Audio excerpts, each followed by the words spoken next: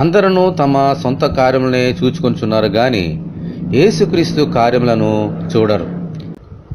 ఈ లోకములో 2 కార్యములు ఉన్నవి. మొదటిది మన సొంత కార్యములు, రెండవది యేసుక్రీస్తు కార్యములు. ప్రభువైన యేసుక్రీస్తునందు విశ్వాసముంచిన వారిలో 3 గుంపులు వారుంటారు. మొదటి గుంపు ఎల్లప్పుడూ తమ సొంత కార్యముల మీదే దృష్టి పెడతారు. మన ప్రభువైన యేసుక్రీస్తు కార్యములను అసలు పట్టించుకోరు. మన ప్రభువు చెప్పినట్లుగా ఏమి తిందుమో, ఏమి త్రాగుదుమో, ఏమి ధరించుకుందుమో అని వాటి మీదే దృష్టి పెడతారు. రెండవ గుంపు మొదట తమ సొంత కార్యములకు సమయాన్ని ఇచ్చి, ప్రాధాన్యతను ఇచ్చి, ఆ తర్వాత మిగిలిన సమయం బట్టి క్రీస్తు కార్యములను చూస్తారు. యేసు ప్రభు చెప్పిన ప్రకారము నాగటి మీద చేయి పెట్టి విరుగుతట్టు చూచువారు వీరు.